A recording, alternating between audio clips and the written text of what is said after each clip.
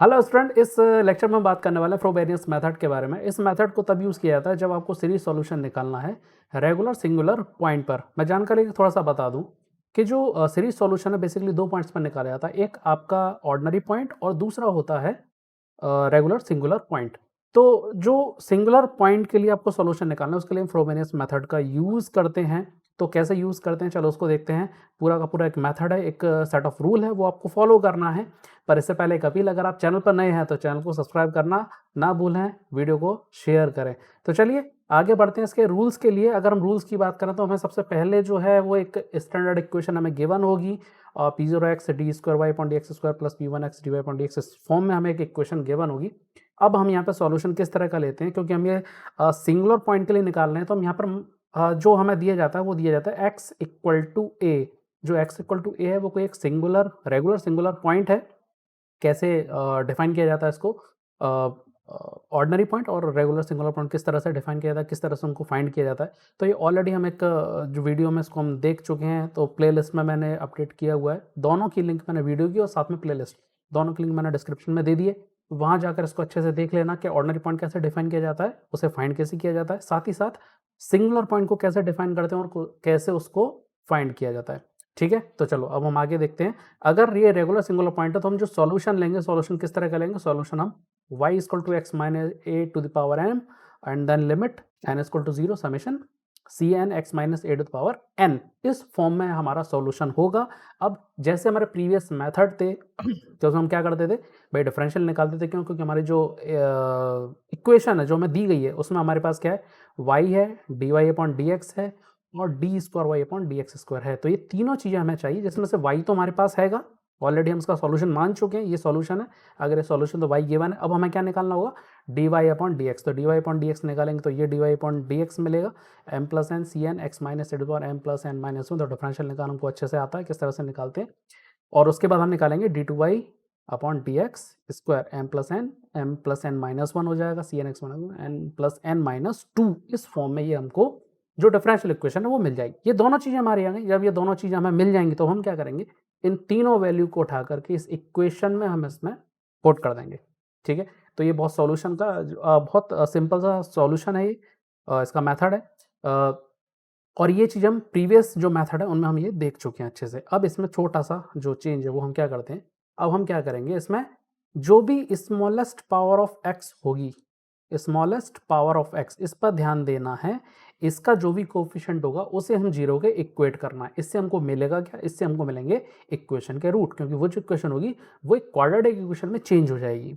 ठीक है, ये जो स्टेप है ये नया स्टेप है जो फ्रोबेनियस मेथड में होता है। ठीक है, तो अब हमें क्वाड्रेटिक इक्वेशन मिलेगी, उसके रूट निकलेंगे। अब हमको मालूम है कि भाई रूट के अपने नेचर होते हैं और उस नेचर पे ये सॉल्यूशन डिपेंड करेगा। ठीक है, कौन कौन से हैं इसमें, सबसे पहला है, अगर आपका रूट कैसा है, डिस्टिंक्ट है and do not differ by N integer. अगर इस तरह का है तो सॉल्यूशन हम क्या लेंगे, हम ये लेंगे ए, कोई कोफिशिएंट है y, हमें लेना होगा m equal to m one पर, यानी कि जो हमारा पहला रूट होगा, क्योंकि क्वाड्रेटिक इक्वेशन है दो रूट हमें मिलेंगे, m equal to m one रख देंगे, फिर m equal to m two पर सॉल्यूशन निकालेंगे, दोनों को हम ऐड कर देंगे। ठीक है, तो हमारा ये सॉल्यूशन मिल जाएगा। अब अगर रूट आपकी इक्वल है तो क्या होगा, अगर रूट इक्वल है तो ये सेकंड सॉल्यूशन में हम लेंगे y equal to y a y m equal to m one, और फिर d Y upon d m के रेस्पेक्ट में उसको क्या करना पड़ेगा, डिफरेंशिएट करना पड़ेगा, m equal to m one. ये इस पर हमें लेना है, यानी कि आपको क्या करना है, रूट सेम है, अगर रिपीटेड रूट है तो एम वन को हमें पुट करना रहेगा।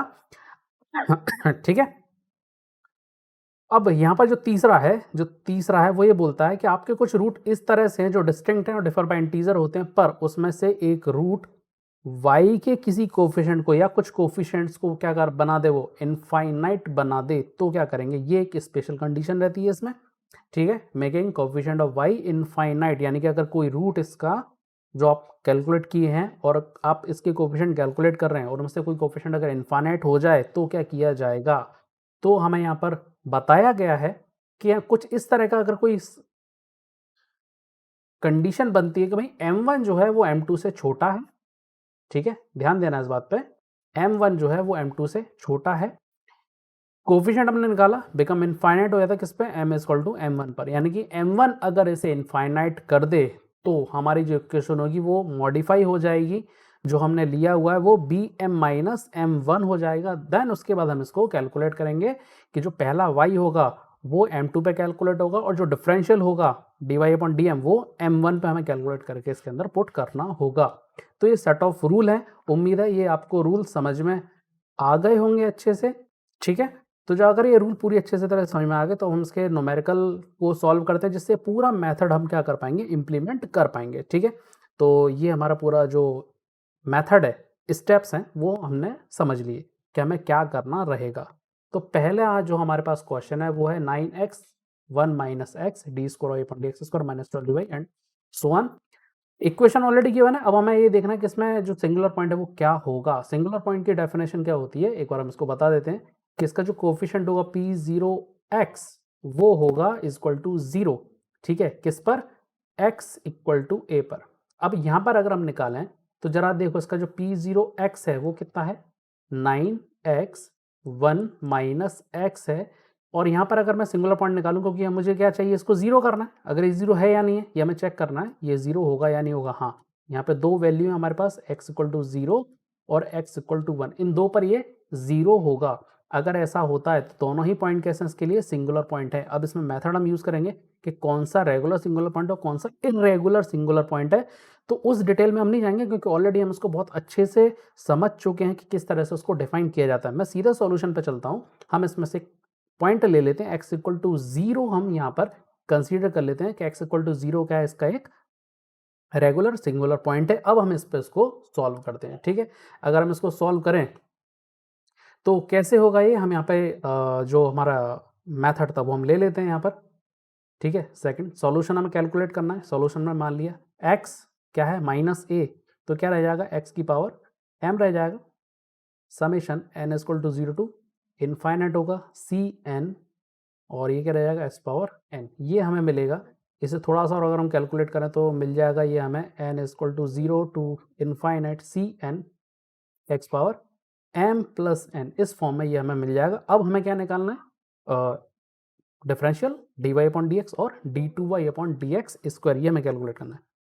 कैलकुलेट करें, ठीक है, तो dy upon D x summation n equal to zero to infinite m plus n c N x power m plus n minus one होगा। ठीक है, तो ऑलरेडी हम पहले ही पढ़ चुके हैं, तो बस हमें क्या करना है, इसकी इक्वेशन को याद रख लेना। तो m plus n minus one c N x power m plus n minus two, ये डिफरेंशियल हो गया। अब इसे उठा करके कहाँ पुट करना है, इन तीनों वैल्यूज को उठा करके ये वाली जो हमारी इक्वेशन है इसके अंदर हमें पुट कर देना है इसको। ठीक है, तो पुट कर देते हैं। पुट करने से पहले हम क्या करते हैं, 9x का मल्टीप्लाई करें, 9x माइनस क्या हो जाएगा, 9x स्क्वायर ये हो जाएगा। ठीक है, तो हम इसको ले लेते हैं। तो 9x माइनस 9x स्क्वायर, ठीक है, अब इसे हम क्या करना है, पुट करना है। ठीक है, summation n equal to zero to infinite m plus n minus one.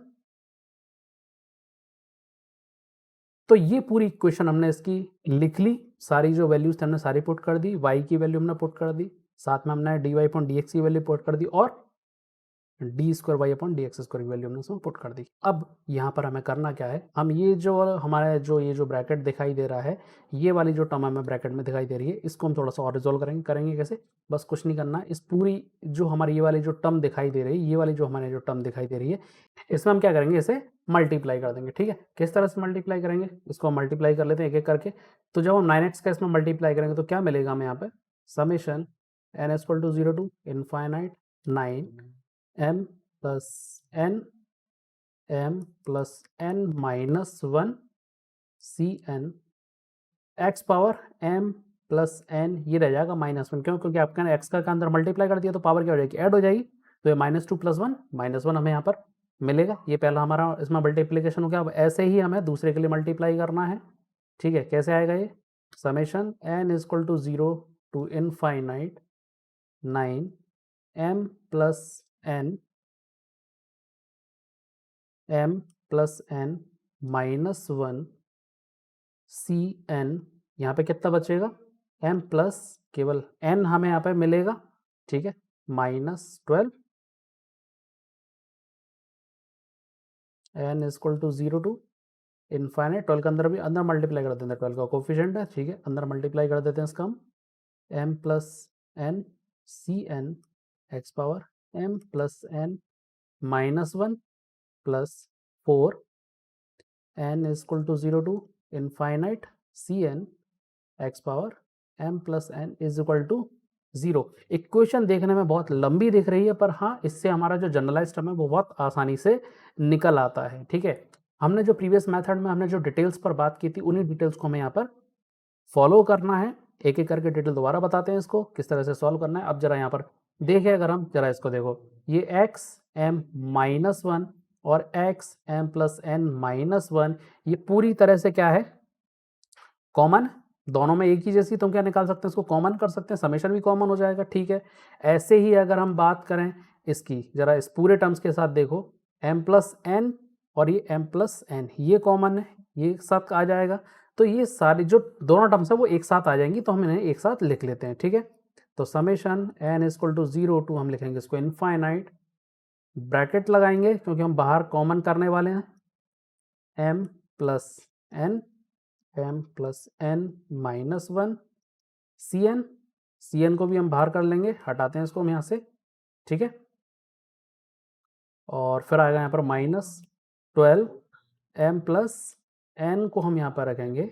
अब ब्रैकेट में हमारे पास क्या मिलेगा, सी एन मिलेगा और x power m plus N minus one, ये मिल गया। ऐसे ही हम minus summation n equal to 0 to infinite, bracket लेंगे तो हमें क्या मिलेगा यहाँ पर, 9 m plus n, m plus n minus one, और मिलेगा हमें प्लस प्लस, क्योंकि हमने माइनस बाहर ले लिया तो ये माइनस का 4 हो जाएगा, और हमें क्या मिलेगा, c N x power m plus n is equal to 0। तो इस तरह से हमें क्या मिलेगी, ये पूरी एक इक्वेशन हमें यहाँ पे ड्राइव हो जाएगी, इक्वेशन हमें यहाँ पे मिल जाएगी। अब जो हमारी जो डिटेल है, अब हम उन्हीं प्रीवियस डिटेल पे चलते हैं जो हमने अपने प्रीवियस मेथड में हमने बात की थी। अब जरा करना क्या है, हमें करना ये है कि इसमें हाईएस्ट पावर हमें देखना है।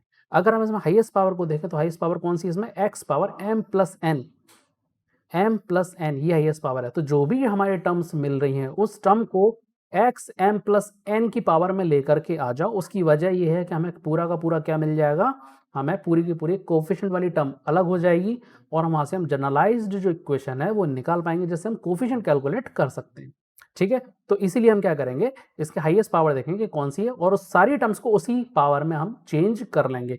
चेंज करने का तरीका बहुत सिंपल है, बताते हैं, ठीक है।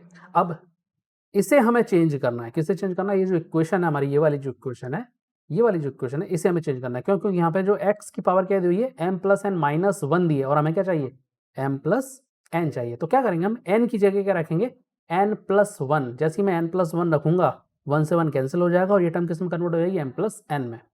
ये डिटेल हमें ध्यान देना है और इसको अच्छे से दिमाग में फिट कर लेना है। अब चूंकि आप यहाँ पे क्या कर रहे हैं, m प्लस वन ले रहे हैं, ठीक है।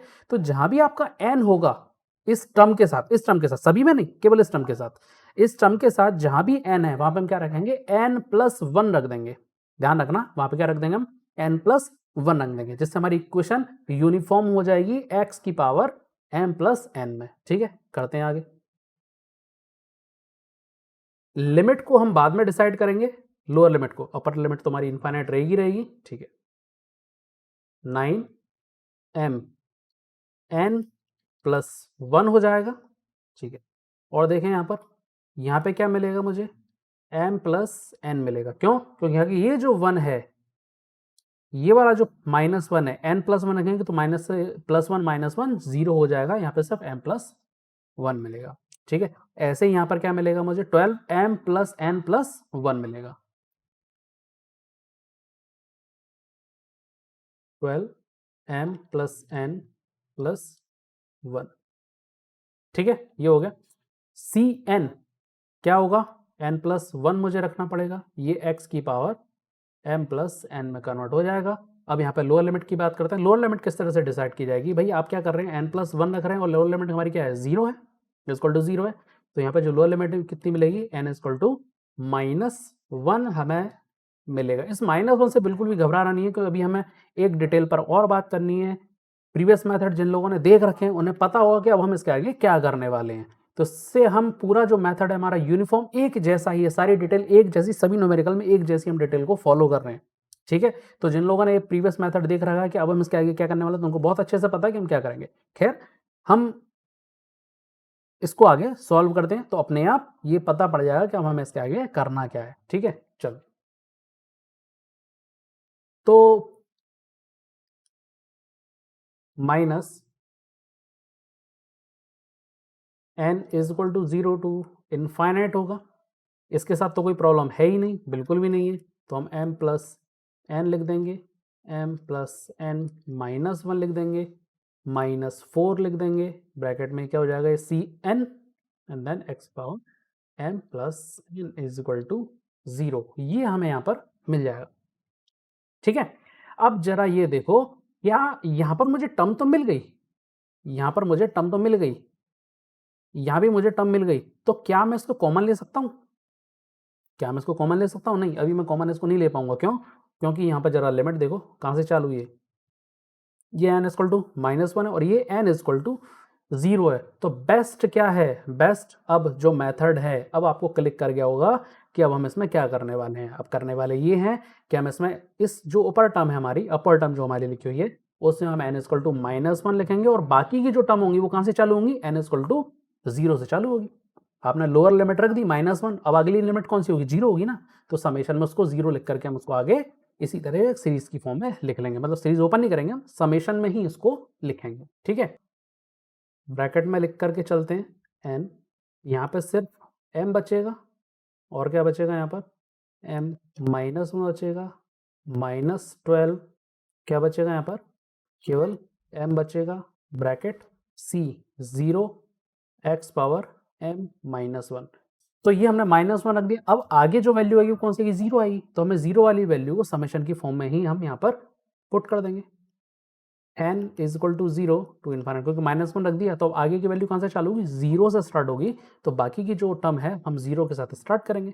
तो इससे हमें दोनों जो टर्म्स हैं वो यूनिफॉर्म मिल जाएगी, लिमिट भी यूनिफॉर्म मिल गई और x की पावर भी हमें यूनिफॉर्म मिल गई।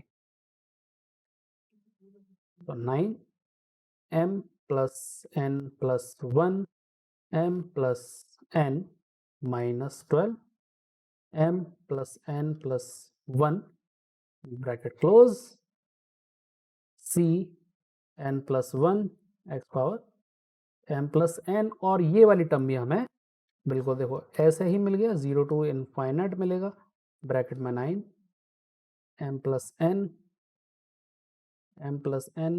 -1 -4 c n x power m plus n is equal to 0। ये हमें टर्म पूरी मिल गई। अब जरा हम अपने वापस रूल पे चलते हैं। अगर हम रूल पे की बात करें तो रूल हमारा क्या कहता है कि अब हम x की जो लोएस्ट पावर होगी उसे हम इक्वल टू 0 करेंगे। ठीक है, उसे हम क्या करेंगे, इक्वल टू 0 करेंगे। जैसे हम इक्वल टू 0 करेंगे हमारी क्वाड्रेटिक इक्वेशन मिलेगी और उससे हमें रूट मिलेंगे। तो जरा इस पूरे इस इक्वेशन में, ये जो इक्वेशन हमें मिली है, इस इक्वेशन में देखो कि x की लोएस्ट पावर कौन सी है। अगर हम गौर से देखें तो x की लोएस्ट पावर यही है, m-1। इसका जो भी कोफिशिएंट है, कौन सा कोफिशिएंट है, ये पूरा का पूरा हमें कोफिशिएंट मिल रहा है। इसको हम क्या करेंगे, इक्वल टू 0 कर देंगे। जैसे क्या कर देंगे, इक्वल टू 0 कर देंगे, कर देते हैं इक्वल टू 0। तो 9m m -1 -12 m is equal to 0। यहाँ से अगर हम निकालें तो 3m कॉमन निकलेगा, क्या मिलेगा मुझे, 3m -3 -4 इक्वल टू 0। अगर हम इसे गौर से सॉल्व करें तो हमें एक रूट मिला 0, ठीक है, और एक रूट मिला मुझे 7/3। तो हम कह सकते हैं कि मेरा जो m1 है वो 0 है और m2 है वो 7/3 है। तो दो रूट हमें मिल गए। जरा देखें, अगर दोनों रूट को देखें तो कैसे डिस्टिंक्ट रूट हमें यहाँ पर मिल रहे हैं। अगर ऐसा है तो अब हम यहाँ पे क्या कर सकते हैं, सॉल्यूशन को हम डिफाइन कर सकते हैं। अगर सॉल्यूशन हम डिफाइन करेंगे तो किस तरह से डिफाइन होगा सॉल्यूशन, सॉल्यूशन को हम यहाँ पर डिफाइन कर देंगे y इक्वल टू a हम y निकालेंगे जो भी हमने सॉल्यूशन लिया हुआ है, अभी सॉल्व हमने किया नहीं, बस यहाँ पे इसका एक स्टैंडर्ड फॉर्म लिख लेते हैं, m equal to 0 plus b y m is equal to 7/3। इससे हम सॉल्यूशन हमें कैलकुलेट करना होगा। अब कैसे कैलकुलेट होगा इस पे हमें आगे बात करनी है। अब क्या करना होता है कि जो भी नेक्स्ट जो पावर है, क्योंकि एक जो लोएस्ट पावर है आपने ऐसे कैलकुलेट करके बोल दिया कि भाई ये जो होगा उससे हम क्वाड्रेटिक इक्वेशन निकालेंगे। अब आगे की जो पावर है वो कैसी निकली, तो यहाँ पर मैं एक ट्रिक बता रहा हूँ कि अगर आपकी पावर कैसी निकल रही है, x की पावर m माइनस 1 निकल रही, तो एक कोफिशिएंट आप x की पावर m के लिए कैलकुलेट करना और एक कोफिशिएंट मतलब इक्वल टू 0 है ना, x पावर m के लिए इक्वल टू 0 करना और एक बार m प्लस 1 के लिए इक्वेट करना। ये मैं क्यों बता रहा हूँ, इसलिए बता रहा हूँ कि देखो इससे तो आपको क्या मिल जाएगा, ये लोएस्ट पावर है, इस न्यूमेरिकल की बात करें तो लोएस्ट पावर है, अलग न्यूमेरिकल के लिए कुछ अलग आ सकता है। सपोज मान लिया x की पावर m आ गया, तो नेक्स्ट पावर कौन सी होगी, x की पावर m प्लस 1, अगला क्या होगा m प्लस 2 होगा। ठीक है, तो जो लोएस्ट पावर होगी, लोएस्ट पावर, उससे तो आपको मिलेगा रूट, और जो नेक्स्ट टू द पावर होगी हो सकता है उससे आपको क्या मिल जाए, जीटी मिल जाए। जीटी मतलब जनरल टर्म मिल जाए, जिससे आप कोफिशिएंट कैलकुलेट कर सकते हैं। पर अगर ऐसा हुआ कि भाई इस पे आपका कोई कोफिशिएंट 0 हो गया, कोई कोफिशिएंट आपका 0 हो गया, सी एन, मैं ऐसा सी एन से डिपेंड करता है, 1 2 3 कुछ भी हो सकता है। अगर ये सी एन 0 हो गया तो आप क्या करेंगे, क्योंकि वो चीज़ तो फेल हो गई, अब आपको नेक्स्ट जो पावर है उसे कंप्यूट करना पड़ेगा, उसको इक्वल टू 0 करना पड़ेगा, जो भी कोफिशिएंट होगा नेक्स्ट हाईएस्ट पावर का उसे आपको इक्वेट करना पड़ेगा, और वहां से आपको फिर जर्नल टर्म निकालनी होगी। ठीक है, तो उससे जनरल टर्म निकालो तो सारे के सारे जो कोफिशिएंट आपके कैलकुलेट हो जाएंगे, फिर फर्दर आप उसे इक्वेशन में रखेंगे तो ये सॉल्व हो जाएगा। तो ये ट्रिक हमें याद रखना है। तो पहला वाला इस न्यूमेरिकल की बात करें तो हमें m माइनस 1 मिला था, उससे हमारा काम हो गया। क्या x की पावर n की हमें ज़रूरत पड़ रही है, अगर पड़ रही है तो निकालो, नहीं तो कोई प्रॉब्लम नहीं है, उससे हमें कैलकुलेशन मिल जाएगी। कैसे मिलेगी अब हम इसको आगे बात करते हैं। देखो जरा, अगर हम नेक्स्ट टर्म की बात करें तो हमें x m प्लस n मिल रहा है, इसे एक बार कैलकुलेट करके देख लेते हैं, कहीं ऐसा है तो नहीं है कि इससे 0 मिल रहा। अगर कोफिशिएंट 0 मिल रहा होगा तो हम फिर x की पावर m की बात करेंगे, अदरवाइज इससे वो जनरल टर्म हमारी इजीली कैलकुलेट हो जाएगी। ठीक है, करें सॉल्व आगे, चलो सॉल्व करते हैं इसको आगे। जैसे हम इसको सॉल्व करेंगे तो हमें क्या मिलेगा, इक्वल टू 0 करेंगे तो समेशन और जो कोफिशिएंट है वो सब हट जाएगा, सिर्फ हमें क्या मिलेगा यहाँ पे 9 m plus n plus 1 m plus n minus 12 m plus n plus 1 मिलेगा, यही मिल रहा है, c n plus 1 c n plus 1 मिलेगा। और ये जो माइनस वाला टर्म है इसे हम इक्वल के इधर ले जाते हैं। ठीक है, इक्वल के हम इसको इधर ले जाते हैं, तो ये सब पूरा हट जाएगा यहाँ से, is equal to 9 m plus n minus 1 minus 4, और ये मिलेगा मुझे सी एन। ठीक है, मिल गया। इसे थोड़ा सा अब हमें क्या करना पड़ेगा, जनरल टर्म निकालने के लिए थोड़ा सा और रिजॉल्व करना पड़ेगा। तो रिजॉल्व करने के लिए हम जरा ऊपर वाली टर्म को देखते हैं, रिजॉल्व कैसे होगा ये। तो 9, ये मिल रहा है मुझे 3 को कॉमन ले लेते हैं, 3 कॉमन लेंगे, साथ ही साथ एक टर्म और कॉमन लेते हैं, m प्लस n प्लस 1, ये कॉमन आएगा, अंदर क्या बचेगा, अंदर बचेगा 3m plus 3n minus 4। Okay, c n plus 1 is equal to, जरा इसको सॉल्व करें, किस टर्म को सॉल्व करना है, इसे टर्म को सॉल्व करना। इसे कैसे सॉल्व किया जाए, इसे सॉल्व करने का जो तरीका बहुत आसान है, हम क्या लेंगे इसमें 9 m प्लस n पूरा टर्म मान करके इसको अंदर मल्टीप्लाई कर दो, स्क्वायर हो जाएगा, इसको नीचे लिख लेते हैं, 9 m प्लस n को पूरा ले लेते हैं, स्क्वायर हो जाएगा, माइनस का 9 m प्लस n माइनस 4, ये मिलेगा, और ये मिलेगा, मुझे मिलेगा सी एन। अब जरा देखो ये पूरा किस में कन्वर्ट हो रहा है, क्वाड्रेटिक इक्वेशन में कन्वर्ट हो रहा है, और इसको हम क्या निकालते हैं, फैक्टराइज कर सकते हैं, इजीली हम इसे फैक्टराइज कर सकते हैं। कैसे फैक्टराइज होगा, इसको आप क्या मान लो, ऐसा मान लो, अब कर सकते हैं इसको फैक्टराइज, हमने इसको मान लिया, ये है नहीं, है ना, हमने क्या माना, m प्लस n को क्या ले लिया, x ले लिया, इससे आसानी हो जाए हमें सॉल्व करने में। अब इसे हम क्या कर सकते हैं, इजीली फैक्टराइज कर सकते हैं। तो ठीक है, फैक्टराइज कर लेते हैं इसको। तो इसे फैक्टराइज करेंगे तो यहाँ पे वैल्यू मिलेगी हमको 9 m प्लस एन का square minus 12 m plus n plus 9 3 मिलेगा m प्लस एन माइनस 4। तो इससे फैक्टराइज जो वैल्यू मिलेगी वो मिलेगी हमें 3 m प्लस एन को बाहर लो, क्या मिलेगा ये 3m प्लस 3n माइनस 4 बचेगा। ऐसे ही +1 को बाहर ले लो, ब्रैकेट के अंदर क्या मिल रहा है ये 3m प्लस 3n माइनस 4 मिल रहा है। ठीक है, हो गया। अब इसमें से हम क्या कर सकते हैं, कॉमन निकाल सकते हैं। ठीक है, कॉमन निकाल लेते हैं इसको। 3m plus n plus 1 3m plus 3n minus 4 cn plus 1 is equal to क्या मिल रहा है यहाँ पर, हमें यहाँ पे मिल रहा है 3m प्लस 3n माइनस 4, पूरा का पूरा कॉमन होगा, इसमें से बाहर निकलेगा, अंदर क्या बचेगा 3m प्लस n प्लस 1, यानी कि 3m plus n plus 1 cn मिलेगा। अब जरा इसको देखो, ये और ये क्या हो गया, कैंसिल हो गया, बचा क्या यहाँ पर, हमें वैल्यू निकालेंगे तो cn प्लस 1 की वैल्यू मिलेगी हमें 3m plus n plus 1 upon 3m plus n plus 1 cn, ये मिल गया। ठीक है, तो ये क्या मिल गई हमें, यहाँ पर मिल गई हमें इसकी जनरल टर्म। अब अगर यहाँ का जनरल टर्म हमें कैलकुलेट हो गई है तो अब यहाँ से हम अपने कोफिशिएंट को कैलकुलेट कर सकते हैं। ठीक है, करते हैं हम यहाँ पर n इक्वल टू 0 पुट करते हैं तो यहाँ पे क्या मिलेगा c1 मिलेगा, तो c1 पुट करेंगे 0 तो हमें क्या मिल जाएगा यहाँ पर n की जगह 0, तो यहाँ पर हमें मुझे मिलेगा 3m plus 1 upon 3m plus 1 c1 हमें मिलेगा। ठीक है, ऐसे ही मैं अगर मुझे c2 निकालना है तो n इक्वल टू 1 रखूँगा तो मुझे क्या मिल जाएगा c2 मिलेगा। c2 के लिए हम निकालेंगे तो क्या मिलेगा मुझे यहाँ पर 3m प्लस ये 4 हो जाएगा अपॉन ये 3, कितना मिलेगा ये n की जगह हम क्या रख रहे हैं 1 रख रहे हैं, तो 3 plus 2 3 sorry m plus 2 m plus 2 c1 होगा, यहाँ पर c0 होना चाहिए, 0 रखना है, यहाँ पर c0 होगा। ठीक है, तो ये होगा c1। इससे जगह जरा ये देखो c1 की वैल्यू हम ऑलरेडी निकाल चुके हैं, यहाँ पे इसको पुट कर देंगे तो c2 इक्वल टू हमारा निकलेगा 3m plus 4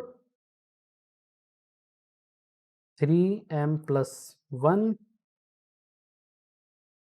divide by 3m plus 2 dot 3m plus 1 c0। तो थोड़ा सा हम इसको ठीक से अरेंज करें तो हमें अगला कोफिशिएंट ऑटोमेटिक मिल जाएगा, बहुत ज़्यादा इसमें कैलकुलेशन नहीं करना पड़ेगी। 3m प्लस 1 लिख लेते हैं इसको, 3m प्लस 4 लिख लेते हैं इसको, डिवाइड बाई ये क्या मिलेगा 3 square m plus 1 m plus 2 c0। तो इसी तरह से जितने भी हमारे कोफिशिएंट हो गए वो सब c0 की टर्म में हमारा निकलेगा। अब c3 निकालते हैं, c3 क्या होगा, c3 की अगर हम बात करें तो जरा देखो क्या हो रहा है 3m प्लस 1 या 3m प्लस 4, यानी कि 3 इसमें ऐड होता जा रहा है। तो जो नोमिनेटर होगा वो किस तरह से चलेगा 3m प्लस 1 3m प्लस 2, ये हो जाएगा 3m प्लस 4 है ना, ये 4 है, ये 4 है तो 3 और ऐड हो जाएगा इसके अंदर, 3 और ऐड होगा तो कितना हो जाएगा 3m प्लस 7 डिवाइड बाई 3 का क्या हो जाएगा, ये स्क्वायर था कि क्यूब हो जाएगा m plus 1 m plus 2 m plus 3 c0। तो भाई ये सारे कोफिशिएंट हो गए। अब c3 के बाद c4 c5 and so on, यानी कि हमें एक चीज़ समझ में आ गई कि यहाँ पे कोई भी कोफिशिएंट हमारा इक्वल टू 0 नहीं हो रहा, तो हमारा ये जो जनरल टर्म निकला है वो बिल्कुल सही निकला है। अगर कोई भी कोफिशिएंट 0 हो जाता, मोस्ट प्रोबेबली जो c1 होता है वो 0 हो जाता है।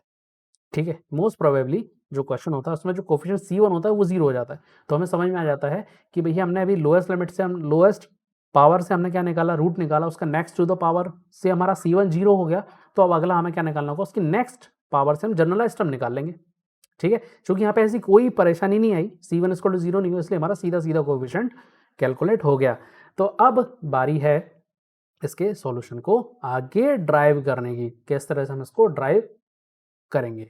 ठीक है, चलो, तो हमने सॉल्यूशन में पहले ही लिख रखा है कि y इक्वल टू जो सॉरी y हमें लेना है, तो y हम ऑलरेडी ले चुके हैं, ये हमारा सब y का ही फॉर्म निकल रहा है, हम ऐड करते जाएंगे तो हमारा वैल्यू आती जाएगी। तो वैल्यू को हम ऐड करें इससे पहले क्या रखते हैं, इसकी वैल्यू रख देते हैं, क्योंकि m = 0 है। ठीक है, तो जो सॉल्यूशन निकलेगा हम लिखेंगे यहाँ पे फॉर, पहला रूट क्या था हमारा, 0 था, रख दो। C1 कितना निकलेगा यहाँ पर, 1/3 C0 निकलेगा। C2 क्या निकलेगा, C2 निकलेगा 1/4/3 + 6 C0 निकलेगा।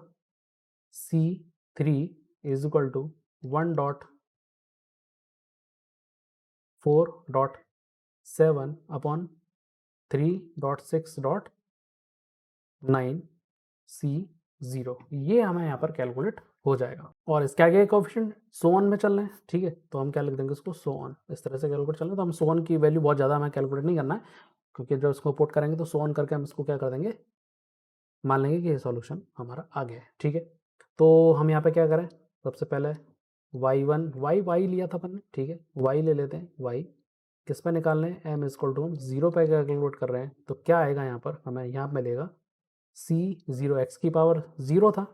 ठीक है, तो ये 0 हो जाएगा, और C0 पूरा का पूरा क्या होगा, कॉमन आ जाएगा पूरी सीरीज में से, या अगर हम सीधे सीधे लिखना चाह रहे हैं तो हम सीधा सीधा लिख लेते हैं। हमने माना था यहाँ पर x की पावर m माना था। ठीक है, समेशन हमने n = 0 टू इनफाइनाइट लिया था, Cn हमने यहाँ पर कैलकुलेट किया था, और हमने क्या लिया था, x की पावर n हमने, ये हमारा सॉल्यूशन था। अब ये वाला जो पूरा टर्म है ये हम ऑलरेडी कैलकुलेट कर चुके हैं। ठीक है, x की पावर m है, तो x की पावर क्या हो जाएगा, 0 हो जाएगा। ठीक है, तो x पावर 0 1 होता है, और ये पूरा समेशन हमने कैलकुलेट किया हुआ है। तो कैसे करेंगे हम इसमें, C0 + C1 गिवन है हमें। ठीक है, तो C0 की वैल्यू हमें क्या गिवन है, यहाँ पे C1 की जगह हमें 1/3 x C0 + C2 गिवन है हमें 1/4/3.6 x स्क्वायर C0 प्लस इसी तरह से 1/4/7/3.6.9 x cube C0 plus dot dot dot. यहाँ से हम C0 को कॉमन ले लेते हैं। अब आगे हम C0 को कॉमन कॉमन हम पहले ही ले लेंगे, ये मैंने समझाने के लिए किया था कि किस तरह से हम इसको ले रहे हैं। ठीक है, तो 1 + 1/3 x बचेगा प्लस 1/4/3.6 x स्क्वायर आएगा plus 1/4/7/3.6.9 x cube plus dot dot dot. ये आ गया y m = 0 पर। अब हमें क्या निकालना है, फॉर m = 7/3 के लिए हमें ये वैल्यू कैलकुलेट करनी है। तो कोफिशिएंट जो C1 होगा वो क्या मिलेगा, जो C1 मिलेगा इसकी वैल्यू अगर हम रखेंगे किसमें, C1 में, जरा हम C1 ले लेते हैं, ये 3m + 1 इस तरह से लिया हुआ है। अगर इसमें वैल्यू लें तो कैलकुलेट करते हैं, यहाँ पर C1 = हमने कितना लिया हुआ है, 3 × 7/3 + 1/3 ब्रैकेट 7/3 + 1 C0। ठीक है, C1 = कितना आएगा, ये 21 + 3, तो टोटल कितना हो रहा है, 24 हो रहा है। 24/3 डिवाइड बाई 3 क्या आएगा, ये 7 + 3 कितना हो जाएगा, ये 10 बाई, ये वैल्यू मिलेगी। ऐसे अगर हम देखें तो 3 से 3 कैंसिल, इस 3 से ये 24 कैंसिल, तो 8 मिलेगा। यहाँ जो रिजल्ट मिल रहा है वो कितना मिल रहा है मुझे, 8/10 हमें यहाँ पर मिलेगा। ठीक है, 8/10 हमें यहाँ पर मिलेगा। अब बेस्ट C2 C3 के लिए क्या कॉम्प्लेक्स यहाँ पर मैं प्रोसेस करनी है क्या? नहीं, बिल्कुल नहीं करना है। हमें यहाँ पे कोई भी कॉम्प्लेक्स प्रोसेस को फॉलो नहीं करना है और बार-बार ऐसे कैलकुलेट करने की ज़रूरत भी नहीं है। क्यों? क्योंकि हमें पहले ही मालूम पड़ चुका है क्या करना है हमें, बस 3 का क्या करते जाना है, ऐड करते जाना है। तो 3 का ऐड करते जाएँगे तो हमें C1, C2, C3 की वैल्यू हमें यहाँ पे कैलकुलेट हो जाएगी। तो यहाँ पर हमारे जो C1 है वो कितना आ रहा है 8/10 C0, तो C2 क्या मिलेगा 8 डॉट 8 में 3 ऐड कर दो 11/10 डॉट 3 ऐड कर दो 13 C0, ठीक है।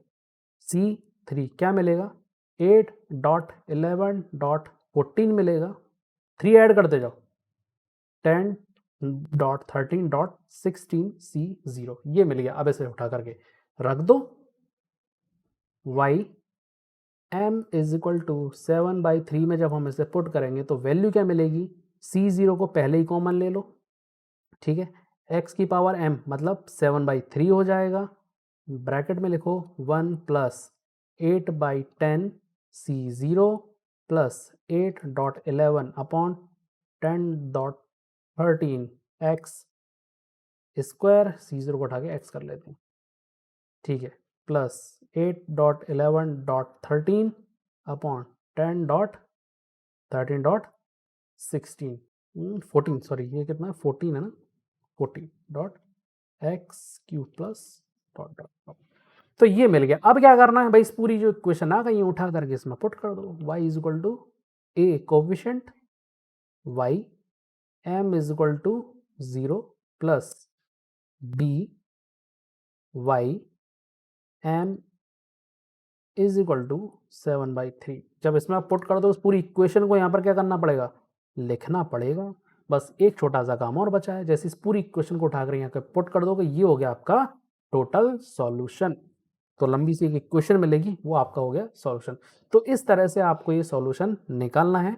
तो उम्मीद है ये न्यूमेरिकल आपको अच्छे से समझ में आ गया होगा। लेंदी है पर सिंपल है, थोड़ा सा आपको ध्यान देना होगा वैल्यू कैलकुलेट करने में।